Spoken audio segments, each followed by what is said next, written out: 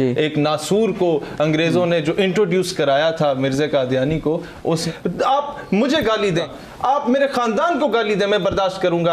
आप किसी किसी किसी एतबार से आप मेरी तौहीन करें, मैं बर्दाश्त करूंगा। मेरे नबी सल्लल्लाहु अलैहि वसल्लम सवाल ही पैदा नहीं होता, सवाल ही पैदा नहीं होता है। ये मेरा जिस्म मेरी मर्जी कहने वाली औरतें पिछले 2 महीने से मैदान में नजर क्यों नहीं आई? जो सल्तनत बरतानिया की इमाम पर झूठी नबूवत का दावा कर बैठते हैं, जरा सा लूज मोशन लग जाते हैं तो औकात याद आ जाती है, बिस्तर से उठ के वॉशरूम जाने के काबिल नहीं रहते। सब आधी आधी नंगी रानें चल रही होती हैं, सुबह उठ के टॉक शोज पे देखते हैं, फिर कहते हैं जनाब मौलाना साहब माफी मांगे। सुबह ये बैठ के वहां पर औरत को नीम बरहना हालत में दिखाया जाता है वहां पर मीडिया में, आपके मॉर्निंग शोज में, और वहां पर लोगों की माँ बहन बेटियों को नचवाया जा रहा। रमजान ट्रांसमिशंस में देखें कि जो होस्ट होता है उसके पीछे भाग रही होती हैं औरतें कि जनाब मुझे कौन पहले पकड़ेगा, उसे 5 तोले सोना मिल जाएगा। ये तो हमारी कौम की बच्चियों को बताया जाता है कि जनाब सिंड्रेला माँ बाप से छुप के बॉयफ्रेंड के साथ भाग गई है, उसे आप क्या बना रहे हैं।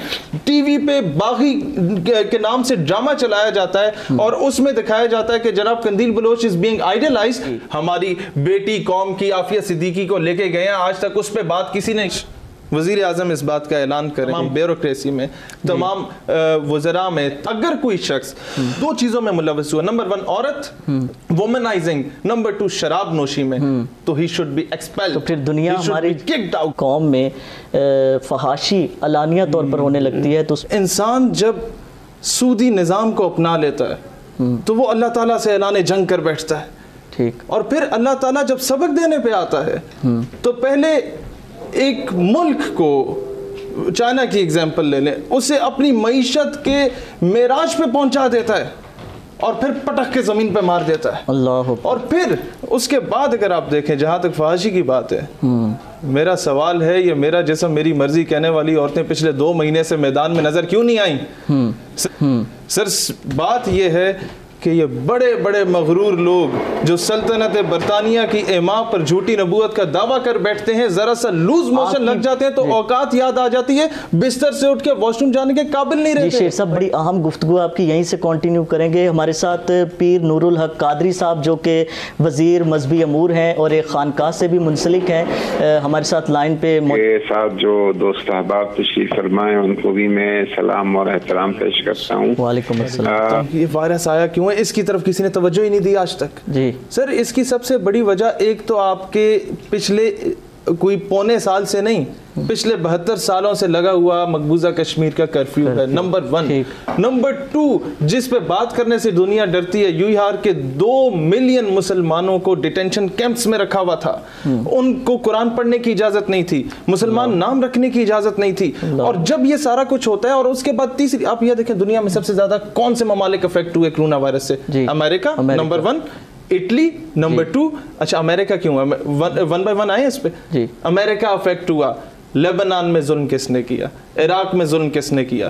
पैलेस्टाइन में जुल्म किसने किया? सीरिया में जुल्म किसने किया? अफगानिस्तान में मदर ऑफ ऑल बॉम्ब्स किसने फेंका? लेबनान और सीरिया के मासूम बच्चों को हुए इंसिनरेटेड विद द व्हाइट फास्फोरस, उन पे तेजाब किसने फेंका? वो मासूम बच्चियों के साथ रेप किसने किया? किसकी फोर्सेस ने मुसलमानों को, मैं आपको, हमारे ऊपर एक लानत है कि 2001-2 के बाद वहां पर जो हमारे मुल्क में कुछ कैसेट्स और सीडीज इंट्रोड्यूस कराई गई थी कि जी हज और उम्रे का तरीका बताया जा रहा है, और वो सर्कुलेट करवा दी, पता नहीं किन लोगों ने बाहर से आके करवाई। उसे जब खोल के देखा जाता था तो उसमें वो बरहना वीडियोस होती थी जिसमें मुसलमान माओ बहनों बेटियों को इराक में ज्यादती का निशाना बनाती थी अमेरिकन फोर्सेस, दुनिया पे अपना रोबो दबदबा और हैबत तारी करने के लिए। अब इसके बाद आ जाते हैं इटली। उमर मुख्तार रहमतुल्लाह अलैह ने जब लिबिया में इनके खिलाफ ऐलान जंग किया था, उनको फांसी दी गई, उनकी औरतों के साथ ज्यादती की गई।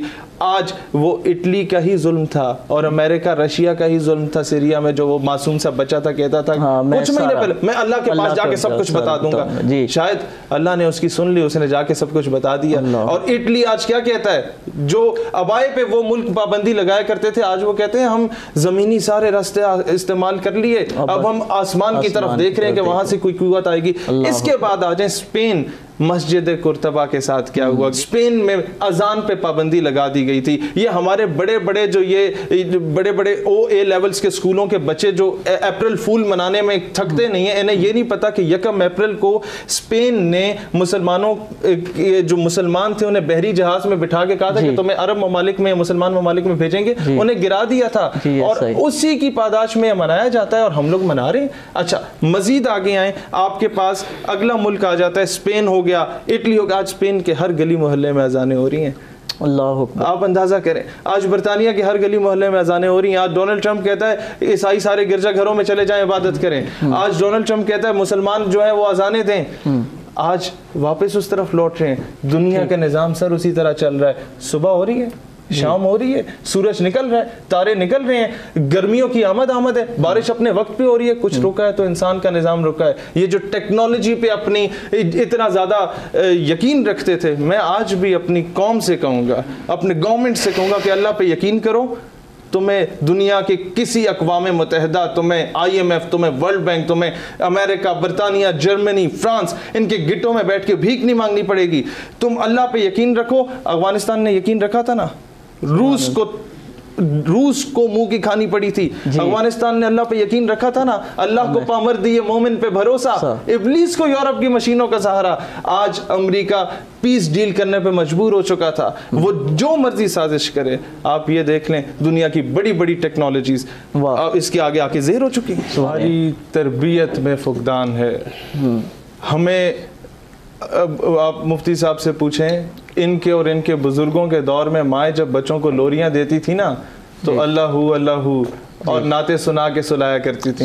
आज माएँ स्टार प्लस के ड्रामे दिखा रही होती हैं, आधी आधी नंगी रानें चल रही होती हैं, सुबह उठ के टॉक शोज पे देखते हैं, फिर कहते हैं जनाब मौलाना साहब माफ़ी मांगे। सुबह ये बैठ के वहाँ पर औरत को नीम बरहना हालत में दिखाया जाता है वहाँ पर मीडिया में, आपके मॉर्निंग शोज में, और वहाँ पर लोगों की माँ बहन बेटियों को नचवाया जा रहा होता है। आप लोगों के तो बहुत अच्छा सेटअप है।